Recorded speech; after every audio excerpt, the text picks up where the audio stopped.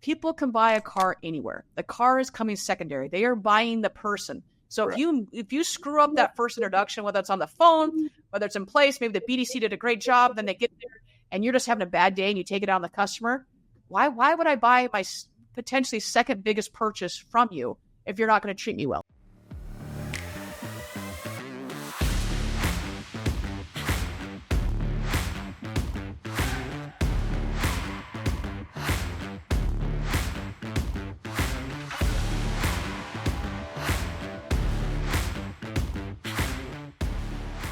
What if I told you that a car dealership could be at the heart of community transformation? Today, we're diving into how Ray Auto Group isn't just selling cars, but it's driving change, nurturing careers, and debunking myths in the auto industry. Welcome into Facts Not Feelings. I am your host, Brooke Furniss, and today we are exploring the powerful blend of community, innovation, and opportunity with Raymond Scarpelli, Executive Manager of Ray Auto Group. Ray, welcome into the show, buddy. How you doing? I'm doing good, Brooke. Thanks for having me on. Awesome, Ray. Well, for those that don't know, you guys are out in Fox Lake, Illinois. The first time that I ever stepped foot, just going to put a little history behind this before we jump in the heart of this. I remember walking into your store, and I believe I've told you this story. And I walked in, and I just go, man, I'm in a lot of dealerships. And when you walk into a dealership and you know there's just something different about them, that was you guys. I was just blown away that for multiple different reasons. One, you don't see people walking into the dealership as a number. You don't interact with them that way. You don't communicate with them. You don't, that too often we walk into, it doesn't even have to be auto dealership. It can be any business. And you just know, they don't really care about me.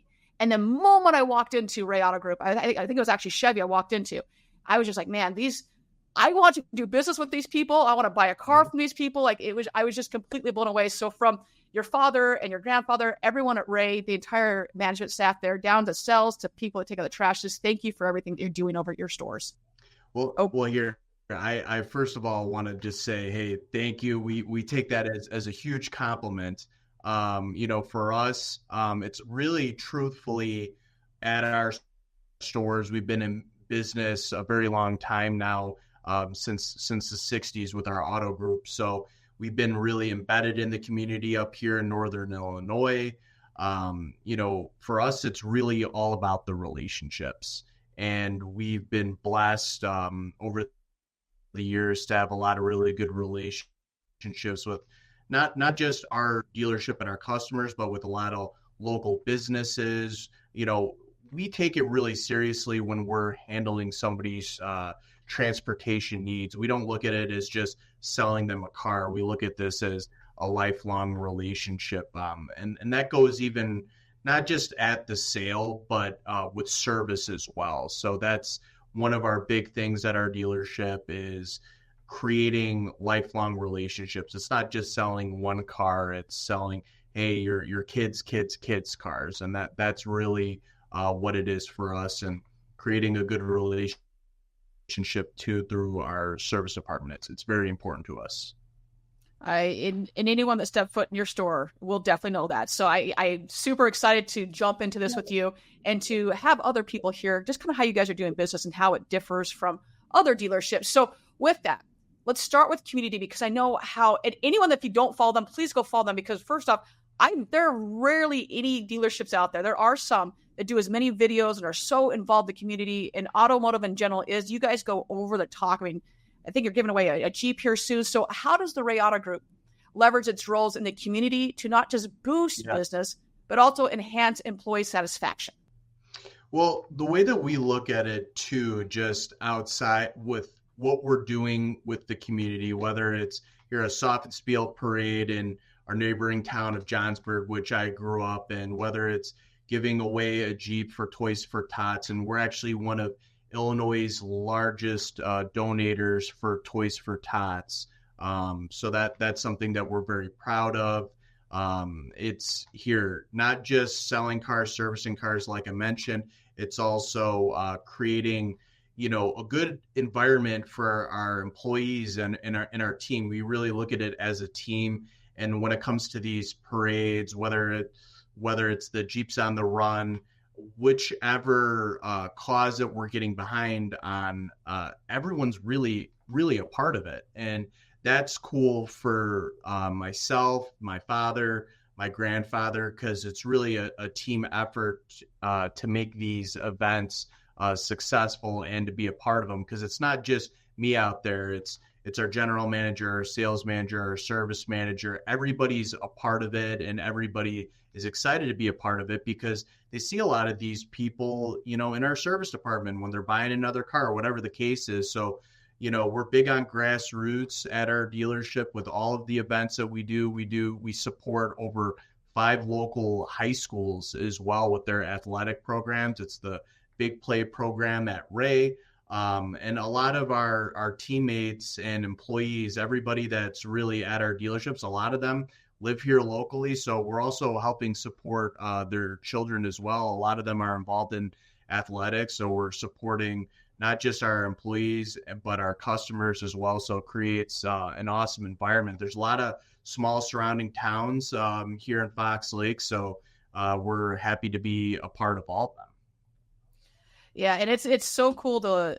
I didn't know all of the back history of your community involvement, and it is so ingrained with everything you guys do. It's so woven into your business, and to watch it has been like I happen to live near where Jeeps That Run starts, and I'd seen like, hey, this is really close to Jeeps, and it wasn't until I met you all, they're like, oh no, that's us. I was like, those thousands of Jeeps that are going up and down, like, yeah, that's us. I was like, there's just everything you guys do is 100% surrounded, is ingrained into that community involvement. So with that, let's just switch gears a hot second. What are some key characteristics you look for in a potential employee, especially considering the unique demands of the automotive industry? Yes. So for us, one of the things that we look for, the first thing is really personality, right? Do you love people?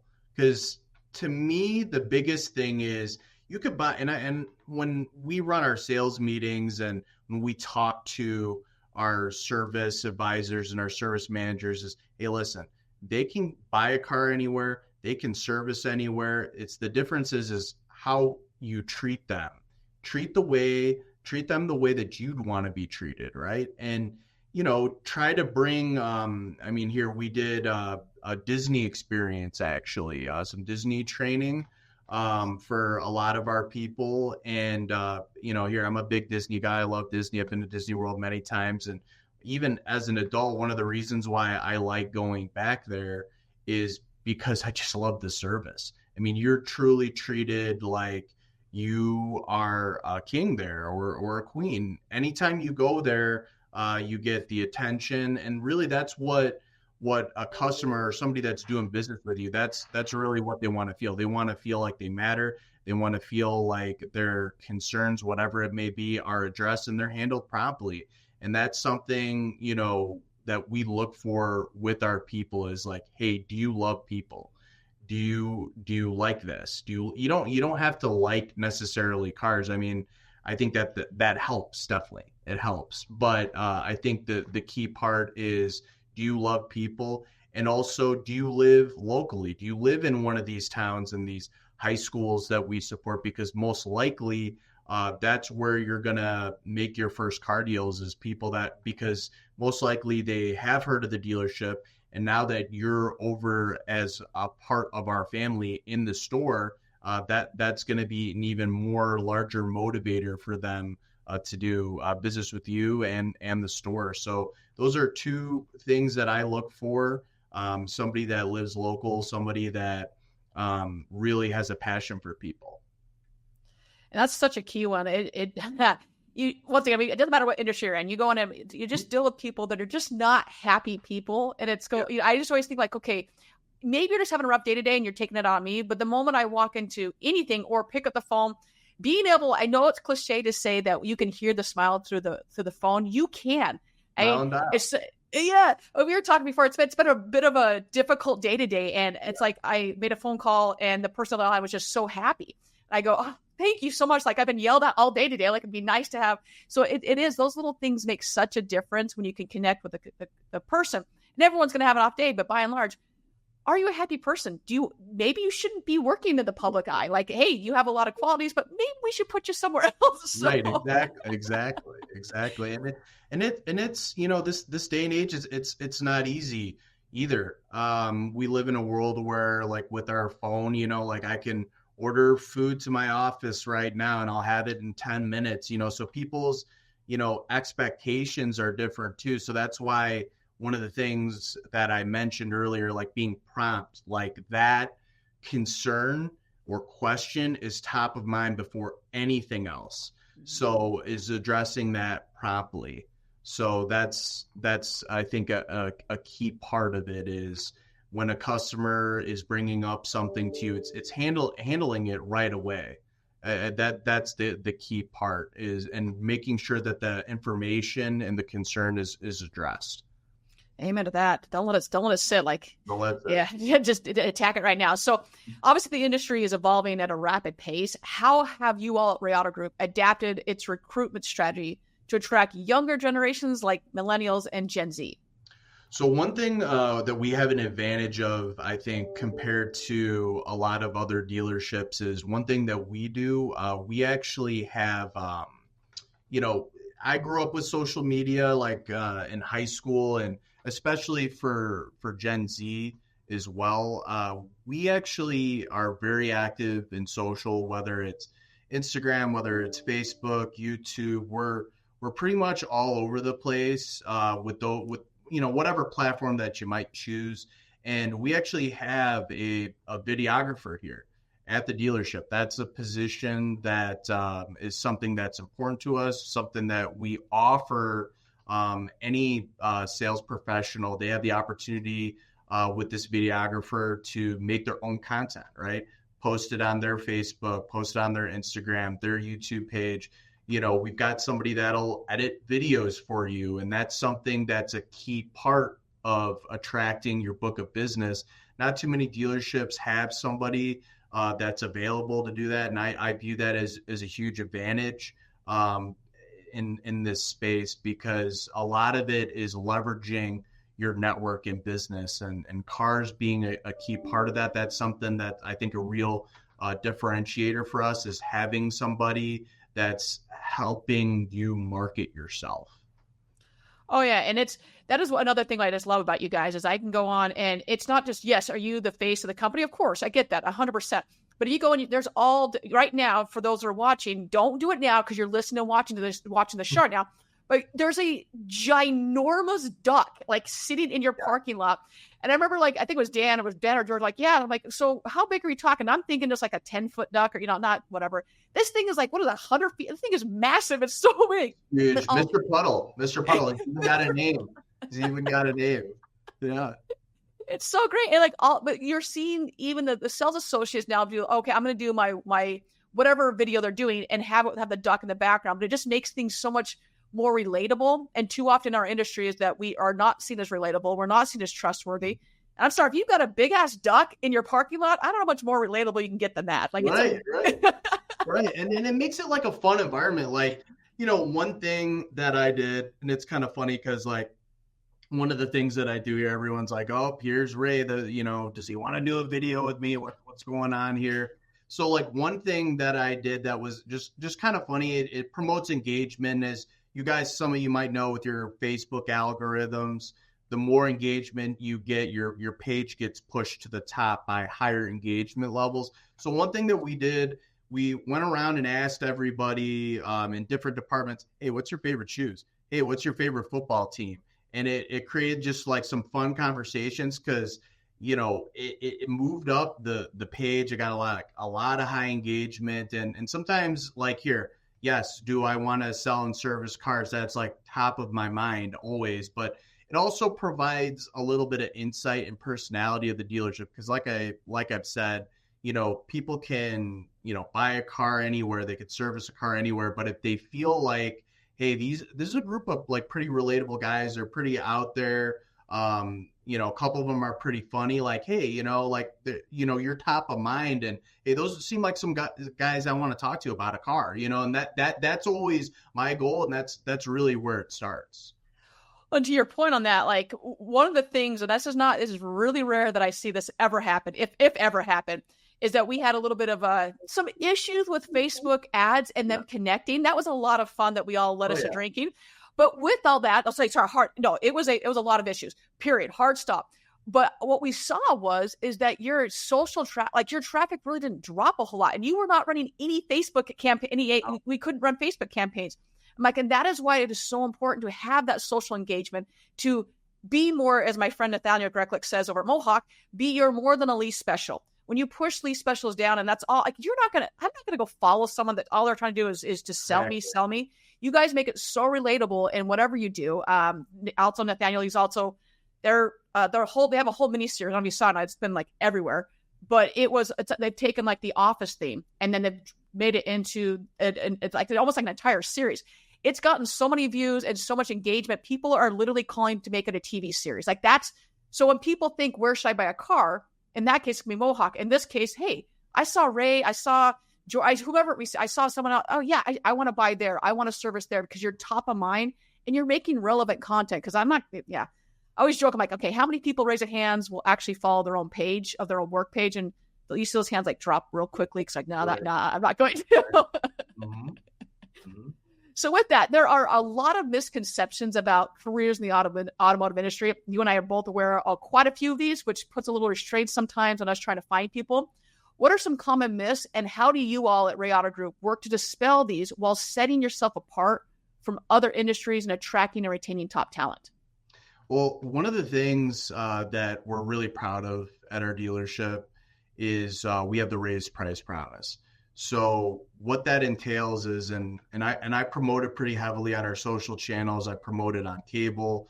I promoted it on other podcasts as well, is that, our online price, everybody qualifies for that. Everybody can buy it for that price.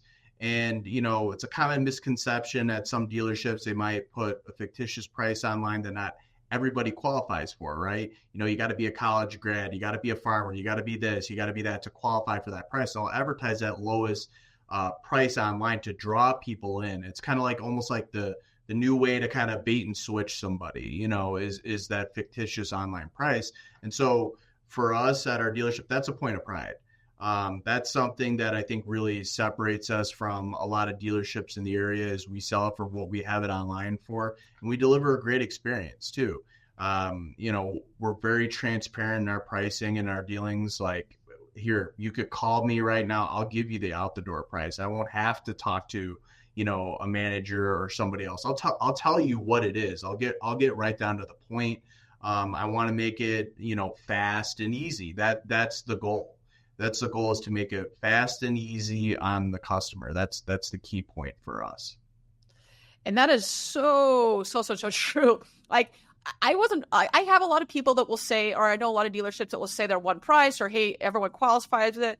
But then you actually see the day-to-day interaction, and that's not the case at all. And I remember sitting in a meeting with you and your father, and I'm sure George and Dan were there as well. And you guys were relaying stories on how far you've gone to ensure the customer's taken care of, especially when it comes financially. Like, hey, the fault may not be with you, but because, hey, we care about the customer, we're 100% going to do that. But yet, too often, the perception is I'm going to get taken advantage of at a dealership. When you guys do it's not just talk. You guys want 100% back it up with the walk. And I love seeing that. And yeah, I think you all know I'm a big fan of you also. Thanks, Brooke. Okay, so we talked about community involvement, and it's super how involved you all are. I'm curious, how does that impact your branding and customer loyalty? Well, it's huge for us, between, what we do in the community, whether that's the parades supporting local high school athletic programs, the Jeep giveaway that we do.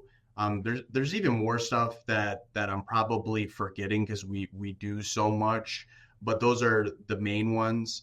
It really, it's huge. It creates a ton of customer loyalty, because some of these folks that, we're at their local high school, we're doing, check giveaways, we're in these parades, we're very visible. Like, I think like part of like our ownership and our general manager and sales managers, like, everybody's out there, everybody's visible. Nobody's like hiding behind an office, right? Like, we're out there. Like, if I go to the grocery store, because I grew up in Johnsburg, which is a town right over from Fox Lake. Like, I'm not like hiding in the the different grocery aisle section. Like, oh, you know what I mean? Like I'm out there. That's something that's really, really important to us. And as a result, that's created a ton of loyalty because of, like I mentioned, the price promise between what we do in the community. That's created such a loyalty factor with our customers, and our employees love being a part of that. They love being a part of that family. And we're a family owned business too. I'm third generation. I'm the third Ray, as I joke around, because there's a bunch of Rays. So I just say, I'm the third one, and it's been a huge, I think, really advantage in this marketplace. I'm sure you guys have seen there's been a lot of like dealership consolidation by big dealer groups, and I think one of our advantages as a group is being a family owned and operated place where the customer is able to speak with the owner. I'm not hiding anywhere. My father's not hiding anywhere. My grandpa's not hiding anywhere. My uncle's not hiding anywhere. We're here, and I think that's something that's a huge advantage in this marketplace is being transparent, being out there, because people are going to want to do business with people that care and that put you at top of mind. And a family owned and operated establishment, whether it could even outside of a dealership. I'm talking about restaurants. I'm talking about anything that you're going to be top of mind, and that's the kind of service that you want to deliver to your customers. Amen to everything you just said there. I'm like, check. Yeah, we're good to go there. So let's transition on more on a personal level here. Sure. What initiatives do you have in place to promote work-life balance, and how have these helped in retaining your talent? So one of the things that we've done, we've made some schedule adjustments as well for some of our folks here, like for a lot of our product specialists to get them into the business. That's one thing that we did as well, like just like a bit like schedule. We have some competitive pay plans as well, especially like if you're starting off in the business, to kind of get you to a point of comfortability. So we've got a couple different options for that. We also have a retainment bonus that we have as well, like after X amount of years. So it's these are just like small like things that we've done to keep our talent that I think have been helpful, that we've seen some results in. And it is. I mean, you guys obviously have been a part of these conversations. I love seeing what you guys are doing, and that you actually compensate accordingly. Like you guys do a very, very good job at that. And I applaud every factor of that, every part of that here. So let's go with career development, because it's just one thing. Okay, hey, I have the job, but I hear so often like, yeah, but I don't even know if there's opportunity for growth or not. So with you all, can you elaborate on the opportunities for professional growth and advancement within Ray Auto Group? So we've actually, a majority of our sales managers started out as product specialists here at the dealership. Our service manager at our Chevy store, she actually has been with us over 20 years, and she was a service advisor at first before she became a service manager. So we prefer to promote from within at our dealership. That's one of the keys, is promoting from within. I would much rather, and I'm sure my father would feel the same, and my grandfather, we love to promote from within. We love tenure is something that we really look at, and we love to promote from within. A lot of our key positions were people that started out entry level and became managers. That's awesome. And I'm looking at the next question here. I am going to veer off track here a little bit. So I think you're game for this next question here.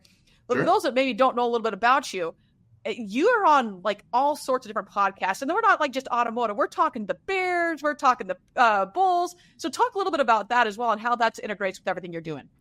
So here, I love sports. I grew up playing sports. I'm a big fantasy football guy. One of the reasons actually why like I love the automotive industry is because to me that's like the sport of business, right? Sales is a key driver in that. You either got the deal, you didn't get the deal, right? And so that I guess love and interest over the years kind of went over to I've had the good fortune of working with CHGO. They're actually a partner of ours as well. I'm able to come on their show, talk about the dealership, much like I'm talking about it with you, Brooke. So I get to talk cars and sports, and who doesn't love that? So it's awesome. Like the two best things right there. And it's funny, you said in the beginning here that, you don't need to love cars. And at the end of the show, we always do the lightning round. And one of the questions I ask a lot is, what's your favorite car? And I'm still surprised how many people are like, I don't like cars. And I am I love cars. Always have, always will. Oh, yeah. So it's just, you really don't have to. You can do very, very well in this industry. It's an incredible industry, and you don't have to love cars. It helps, and I'm a big fan of it. But yeah, it is like sports. And I mean, I think the first, however long of our meetings is usually all right, let's talk about the Bears. Let's talk about how their offensive line sucks. I mean, let's talk about that. And it's funny too, because like people will be like, man, Ray, you know a lot about, the Bears, the Bulls, Cubs, whatever. And I'm just like, here, man, listen, other than cars, this is my outlet. This is what I do. I love to play golf and really truthfully, when I'm talking with customers, because I'm very much like our managers as well. When I'm out talking with people that I haven't met before, one of the first things usually is the Bears. Somebody brings it up, whether it's me or the customers. So sports is a big part of our communities too, and everybody's got an opinion on the Bears, So yes, they do. Sometimes we wish that we could run the organization, but that's another show in itself at this point. That's a whole other show. I agree. All right, so we'll come back here for a hot second on auto for it. But auto industry, obviously, we are a really, really fast-paced environment. I think anyone that's in this or happens to know, we all are. There's never a dull moment in our industry. So how do you all transition this from a new employee and then transition into this really, really dynamic field where there's always something going on? And you guys need to have a mentorship programs or training initiatives in place. We do. So we're actually in the process. We have a gentleman that's a recruiter that helps us find talent. And we're currently onboarding some new employees right now, actually, for sales. There's 8 of them. And they spend 2 weeks here. It's almost kind of like the Ray Auto Group Academy, so to speak, to get to teach them how to sell. They spend some time with every single manager here. They spend some time with myself. They spend some time with my father, the general manager, all of our sales managers at both of our dealerships. And they kind of pick up something that, stylistically from each of us to help them in ultimately selling vehicles. It's a 2-week process.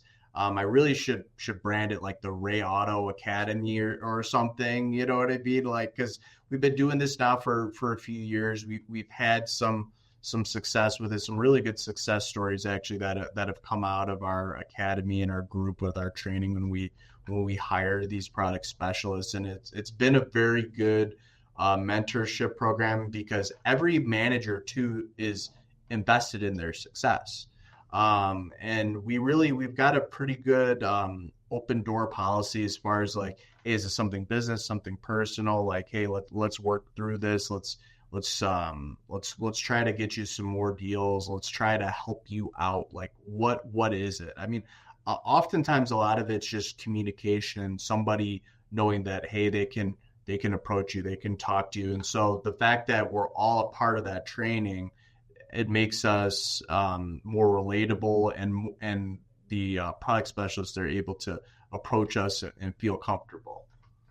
And this is, as you talk about this, yes, not only are you guys doing this, I mean, I was out there last week, and George is I've been doing training, I think it was 2 days straight. And it's just, so when Ray says this is something I've witnessed firsthand, I are actually doing this, and it is so rare in our industry to see this.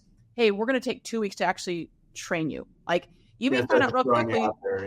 Yeah, I remember talking to George, and he's like, yeah, some of the things we have to work on even is just hey, here's how you start a conversation, because there are different generations, whether it's Z to Gen X, boomers, whatever. And so understanding how to communicate best with the consumer and make that connection, because we've said multiple times, not only this episode but in many episodes past, people can buy a car anywhere. The car is coming secondary. They are buying the person. So if you screw up that first introduction, whether it's on the phone, whether it's in place, maybe the BDC did a great job, then they get there and you're just having a bad day and you take it out on the customer. Why would I buy my potentially second biggest purchase from you if you're not going to treat me well? Like, I'm just not going to. There's not in this day and age where I can go down the street and get it from somebody else. It just doesn't happen. Exactly. And we talk about like one of the key things I love, like I guess like isms or sayings is you never get a second chance at a first impression. Yep. So make sure that your first impression is a positive one. And it all starts at the greeting, truthfully. It does. It all starts at the greeting. 100%. All right. So you're looking forward, you got your little magic 8-ball out and you're looking at it. And what emerging roles do you anticipate will become crucial in the automotive industry? And how are you all preparing to fill these roles? So one thing that we're very focused on right now is EVs. That is going to be a pretty big change in the industry. You see a lot of major OEMs going towards EVs. And one thing that we have installed actually like recently over the last couple of months is once a year we do a dine-in drive to get people exposed to EVs, start conversations. We also have a dedicated portion of our showroom to show a level 2 charger. We've got an iPad attached to it where they can look up locations of charging stations. They can look up where even free charging is as well. So that's something that, we're training our people to really understand the ins and outs of these EVs. I can see a change looking through my crystal ball, even, as a part of the EVs, is I think service is going to be huge moving forward. A lot of these independent shops that have been working with ICE engines, or mostly ICE engines, I see like a lot of people really going even more towards dealerships to get their EV service, because some of these independent shops, they may not have that training or the tools to be able to work on them. So I see service being a huge, huge portion of a dealership moving forward for EVs. In addition, I like the opportunity of EVs, and I'll explain why. I think it wasn't really that long ago where, you could go online. You didn't really need a salesperson to explain the car. There was so much research that you could do online, and that person really just kind of helped facilitate your transaction. I'm looking forward to the dealership being a place of information again, where you would go there, talk to somebody, hey, tell me about this EV. I don't understand it. The charging, really I look at it as a positive opportunity to get more visits at the dealership, get more people to go to a store and talk to somebody about the car, being a place of information again. I look at that as a huge opportunity moving forward, as I can see more and more people going to dealerships for information, getting firsthand from a person, and having somebody demonstrate these different chargers, plugging it in. This is how it works, and showing the technology. I view that as a huge opportunity moving forward. Oh, I couldn't agree more. And the EV customer is so different than ICE. And for those who are like, hey, what's ICE? Is that like on the rocks? What is that? No, it's a right. gas powered engine. Let's keep it really simple. It is a vehicle that is gas powered. And it's just, they're way more informed. They're way more educated. Not to say that an ICE customer is dumb. Not what I'm saying. The amount of research is done on an EV versus an ICE, way different. Like, there's still a lot of research, but that EV customer comes in usually, for the most part, knowing more about the vehicle, or can memorize the Wikipedia page on whatever it is, and then be like, oh, salesperson, tell me something, or BDC, tell me about it. So having people that, not just one person, but having multiple people that can speak to that, and hey, it's different here. So now instead of this is what's going to happen. You have over-the-air updates. Here's what can happen. The car's still going to have to come in. I think that too often there's this misconception that the car's not going to need to ever come into the dealership again. I think it was this year in 2024 that there was I think it was Tesla that had a rogue over-the-air update that happened. And if I Tesla, I apologize if it wasn't you. I'm going to blame you. But it was an over-the-air update, and it like broke everything. And at that point, they're going to have to come back into the store. I personally, I don't have an EV, but there was an update, and normally I can just download it and then take the USB and put it into the car and update it, and that's not working. So I have to take it back into the dealership. So even these things that are over there are going to break, which then provides another opportunity for us at the dealership level to be the hero, which is always a good thing. Exactly. That's how I look at it. It's community. It's everyday hero. That's the bedrock of Ray Auto Group, and that's why I look at EVs as such a huge opportunity. I agree. Well, Ray, we are at that part of the show where we are jumping in to the lightning round with you. First and foremost, no, heart be still. For those that are watching, you can see your QR code here. They can scan it. It's also in the show notes on how to get in touch with you. But for those that are listening to podcast land, obviously can't scan anything right now. How can they get in touch with you, and how can they find you? So one of the ways to get in touch with me, I've got a LinkedIn profile. I've got both of our websites, our YouTube pages up there. So I'm pretty easy to get a hold of. I'm pretty quick to get back to you. So any questions that you might have, if you want to have a conversation professionally, whatever the case may be, I'm totally in. Love it. And we just launched a brand new website. So on top of that, we got some really cool looking websites. So you can go and find, it's going to be Ray Yard, Ray Chevrolet. Go check them out. Then tell them we sent you. How about that? All right. So the name of the show is Facts Not Feelings. Whether it's in your personal life or whether it's in your professional life, how do you separate facts from feelings? Well, I think the big thing when I answer that question is I think you look at the data. I think you really, before you make a decision, I think you augment. Data is important. Data helps us make decisions for business, but augment that with your gut too. I think there's a balance there, and I really think that I base it on experience. I base it on data points. All those two things augment it together, and that's really how I accept truth, how I accept fact, is I look at both of those things. It's interesting. So we had Ben Schroeder on the show last week, and I asked this question to him, almost verbatim what you said. He's like, well, you need both. Like, yes, you need the data, but you also understand that there's a feelings portion to it. And I was like, that is true, because too often I've had people say, oh, well, I follow my gut. I'm like, yeah, but you've got to back up. Like, potentially your gut instinct will eventually show that the data is correct, even though you haven't seen it. But you've got to have some type of data versus throwing darts at dartboard and be like, I hope it's going to work. Maybe I'll just throw some spaghetti at the wall and we'll see what sticks. Right. Like. So yeah, 100%. All right. So what is something that most people would not know about you? Boy, I guess for me it'd be I'm kind of like nerdy. Like I like I like gaming. Like I love video games. I like Star Wars. I'm a big movie guy. I love music. So even just like outside of sports and cars, like I enjoy those things as well.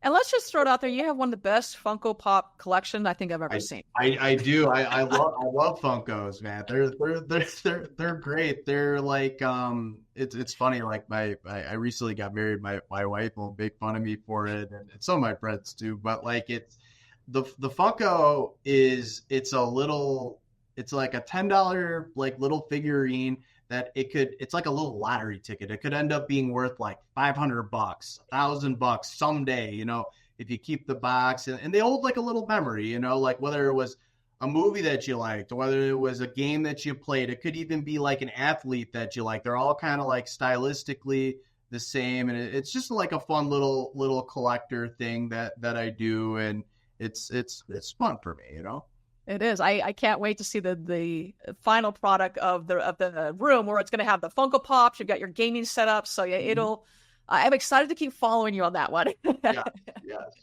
All right. It has been such a pleasure having you on the show today. Thank you so much. And once again, thank you to the entire Ray Auto Group and everything that you all do, not just for the auto industry, but for the community. You really can't put a price on that. It's just amazing what you all do. So keep up the incredible work. With that, everyone, you all know the drill at this point. Find a way to serve today. Find a way to just be the joy in someone's life, whether that is opening a car door, what's a kind smile, Just do something to brighten someone's day. And with that, everyone, we will see everybody next week.